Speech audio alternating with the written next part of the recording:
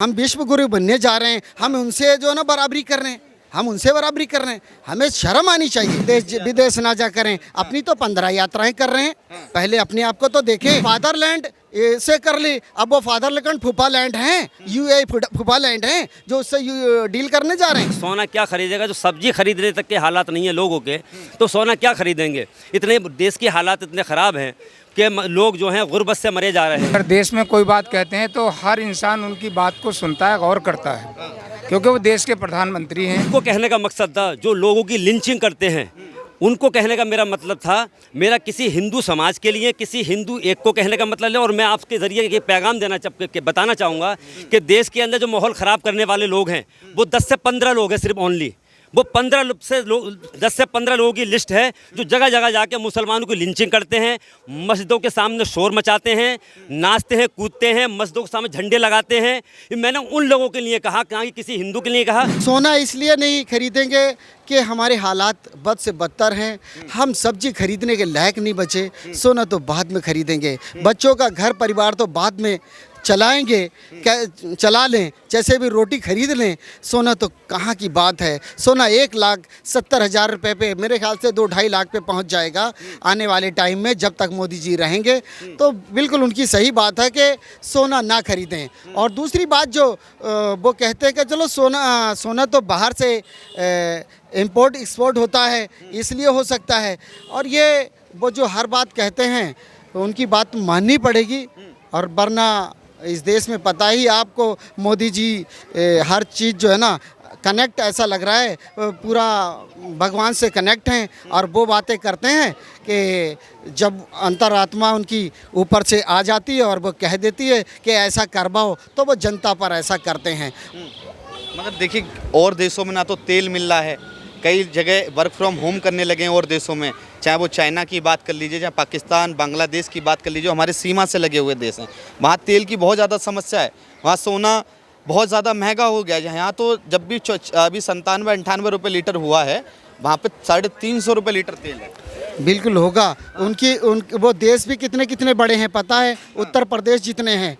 हमें तो गैरत आनी चाहिए, हमें शर्म आनी चाहिए कि हम विश्व गुरु बनने जा रहे हैं, हम उनसे जो है ना बराबरी कर रहे हैं, हम उनसे बराबरी कर रहे हैं। हमें शर्म आनी चाहिए कि भारत उनसे बराबरी कर रहा है। यानी अगर मोहल्ले के गुंडे से कोई बात हो जाए, उनसे बराबरी करेंगे। हम बराबरी किससे कर रहे हैं? बांग्लादेश से, पाकिस्तान से, नेपाल से। उनका रुपया, चाइना का बराबरी कर पाएंगे? चाइना का तो जब कोरोना था ना, जब भी बिजनेस नहीं रुका था, जब भी चलता रहा। चाइना से तो अमेरिका भी बराबरी नहीं कर पाएगा। चाइना जो है ना, उसने अभी अमेरिका के ट्रम्प को लाल आंख दिखाई ना कि हमारे बारे में मत बोलो। जो पता है क्यों कहा? इसलिए कि इससे पहले भी हमारे मामले चाइना के साथ जितने भी रहे हैं, और वो कब्जाता अरुणाचल प्रदेश से लेके चला आ रहा है हिमाचल तक। तो मेरे ख्याल से इतना बड़ा विश्व में भारत मशहूर है, उसे चाहिए अपने अस्तित्व के हिसाब से बात करें। अच्छा, अस्तित्व के हिसाब से बात करें। हाँ, भारत विश्व गुरु हैं। क्या मोदी जी कोड़े बरसाने का काम कर रहे हैं जनता पर? राहुल गांधी कह रहे हैं कि अब तानाशाह हो गए, अंग्रेजी शाही शासन चल रहा है। देखिए, ये एक तरीके से जो कह रहे हैं, तेल ना खरीदें, सोना ना खरीदें, यात्रा करें ना करें, विदेश ना जा करें, अपनी तो 15 यात्राएं कर रहे हैं। पहले अपने आप को तो देखें। जब आदमी खुद अपने आप को किसी चीज़ पर कॉन्फिडेंस कर ले और भरोसा कर ले और कि मैं ऐसा करूंगा, और पहले अपने आप पर काबू पा ले, जब जाके दूसरे से कहे, जब जाके दूसरे से कहे। ऐसा यूए की यात्रा पे हैं प्रधानमंत्री नरेंद्र मोदी, वहाँ कह रहे हैं कि हम बड़ी डील करेंगे यूए से। पता नहीं किससे डील करेंगे। इजराइल से कर ली, वो तो फादरलैंड है, ये मदरलैंड है। ये फादरलैंड से कर ली, अब वो फादरलैंड फूफा लैंड हैं, यूए फूफा लैंड हैं, जो उससे डील करने जा रहे हैं। ईरान और इजराइल के युद्ध में ईरान ने सबसे ज़्यादा अगर किसी पे अटैक किया है तो वो यूएई है, अबू धाबी है, उस पर ही सबसे ज़्यादा अटैक किया है। उसने साइन करे हुए हैं, अब्राहम अकैंड पे उसने साइन करे हुए हैं कि मैं तुम्हें देश मानता हूँ। फ़लस्तीन का अस्तित्व मिटाने के लिए वो खुद खड़ा हुआ है। वो ऊपर से जो है ना सफ़ेद तोप है, अंदर से वो बिल्कुल नंगे और इजरायली हैं। मतलब शिया मुसलमान आपका अपना है? शिया कौन कह रहा है? हर वो इंसान हमारा अपना है जिसके अंदर मानवता होगी, जिसके अंदर एकता और अखंडता पर चलेगा, और वो भारत में भी अगर बाबा भीमराव अंबेडकर के संविधान पर चलेगा। जो आज प्रधानमंत्री नरेंद्र मोदी ने जो अपील करी है उसे मानेंगे आप? देखिए, इससे पहले भी हमारे देश के प्रधानमंत्री नरेंद्र मोदी जी ने कहा था कि पढ़े लिखे लोगों के बारे में उन्होंने मशवरा दिया था कि वो पढ़े लिखे लोग जो हैं किसी ऑफिस के सामने, किसी चैनल का ऑफिस का नाम लेकर उन्होंने बयान दिया था कि पकोड़े तलें। पकोड़े तलने का भी बयान काफ़ी सुर्खियों में रहा। और उन्होंने गैस का जो इस्तेमाल करने को कम करने को कहा है। वो उससे पहले भी बयान दे चुके हैं कि गैस जो है एक नाले से भी इस्तेमाल ली जा सकती है। तो अगर ये बयान दिया है कि सोना कम ख़रीदें, गैस का इस्तेमाल कम करें, तो ये कोई बड़ी बात नहीं है। इससे पहले बयान दे चुके हैं।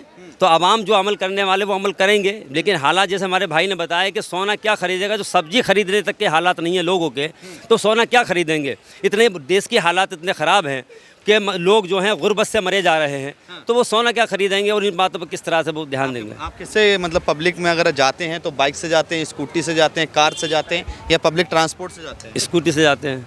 मोदी जी तो कह रहे हैं ना कि उसका उपयोग मत करो, कम यूज़ करो। आ जाइए थोड़ा आगे जी।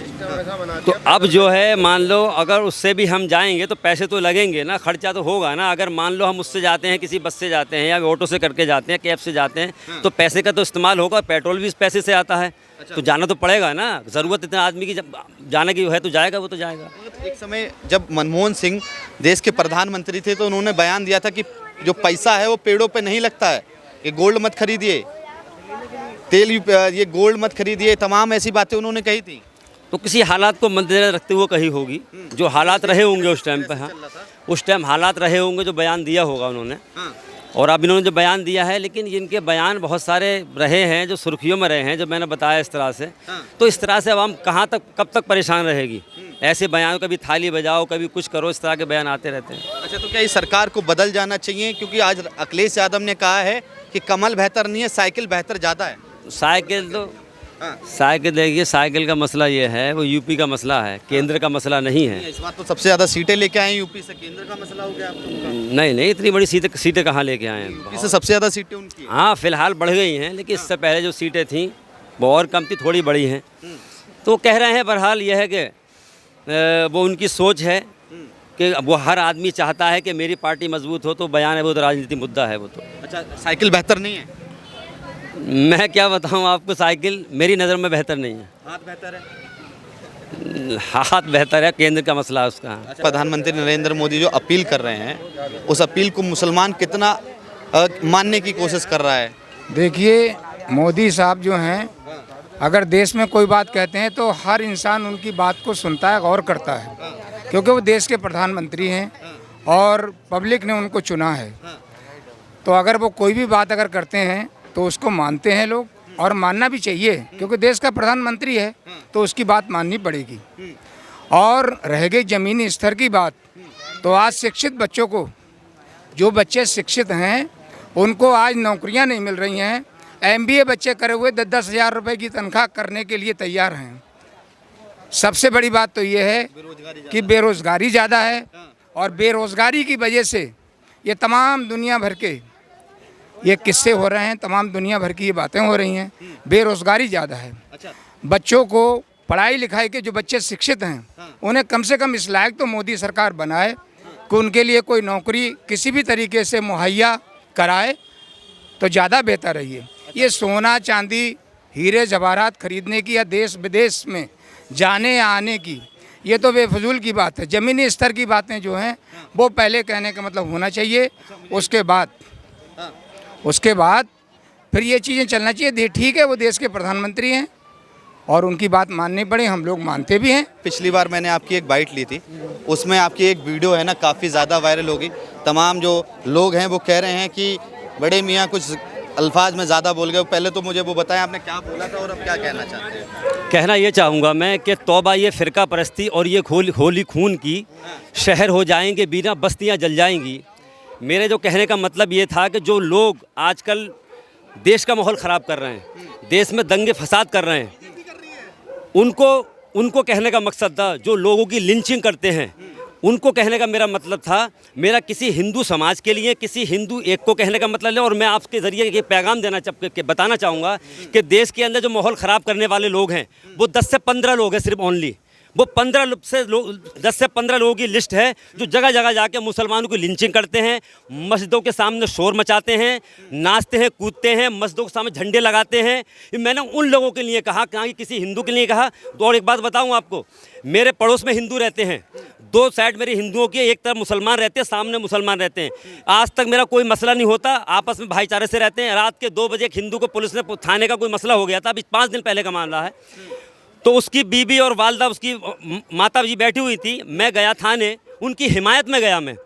और एसएचओ से मैंने कहा, उस्मानपुर एसएचओ से मैंने, सर मेरा नाम मोहम्मद अनीस है और मैं इसके लड़का जो है उसका नाम लेके मैंने बताया कि मैं संजय की हिमायत में आया हूँ, कृपया करके आप इसको छोड़ दें, बड़ा शरीफ बच्चा है। तो उन्होंने जवाब ये दिया कि मुल्ला जी, हर आदमी थाने में आके शरीफ बन जाता है, आप ऐसा करें 2-3 घंटे तो उसको रहने दें ताकि इसको अकल आ जाए। गाड़ी का कोई मसला था बहरहाल। तो मेरा कोई पैगाम किसी हिंदू को बुरा कहने का, ये गलत जो बयान वीडियो बना के डाल रहे हैं कि हिंदुओं के बारे में कहा, उसने हिंदुओं के बारे में ऐसा कहा, बिल्कुल नहीं। ये 10 से 15 लोग हैं देश के जो माहौल ख़राब कर रहे हैं। मेरा सिर्फ उन्हीं के लिए कहना था कि लोगों की लिंचिंग करते हैं, जगह जगह दंगे फसाद करते हैं, मुसलमानों को मारते हैं, दाढ़ी पकड़ के मारते हैं और मस्जिदों में झंडे लगाते हैं, मस्जिदों में चप्पल पहन के घुस जाते हैं। ये उन लोगों के लिए है, मेरा किसी हिंदू के लिए नहीं है।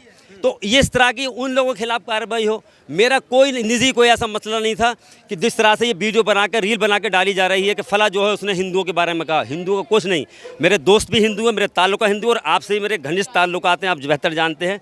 लेकिन ऐसा कहीं कोई बयान नहीं। आज ही मैं रहता हूँ, अभी मेरे मीडिया सोशल क्या नाम है, फेसबुक पे देख लें कि हिंदू जो हैं वो लापता हो गए हैं। उनका नाम लेकर पोस्टर, उनकी बेटी और उनका लड़का जो गली में रात घूम रहे थे, उनका मैंने फेसबुक पे डाला, इंस्टाग्राम पे डाला और स्टोरी भी लगाई है मेरी, अभी भी लगी होगी, अगर मोबाइल में देख लें आप। तो मैंने तो ये है कि मैं तो सोशल वर्किंग करता रहता हूँ और मैं तो बच्चों के लिए नशे से मुताल्लिक लोगों को समझाने का काम करता हूँ। ये पैगाम रहता है मेरा। बहुत बहुत धन्यवाद। ये तमाम जो लोग थे, ये जो शास्त्री पार्क में मेरी उपस्थिति है, इन उन तमाम लोगों ने महंगाई को लेकर प्रधानमंत्री नरेंद्र मोदी पर अपने विचार रखे। मगर आप तमाम लोगों को क्या राय कमेंट बॉक्स में ज़रूर बताइएगा।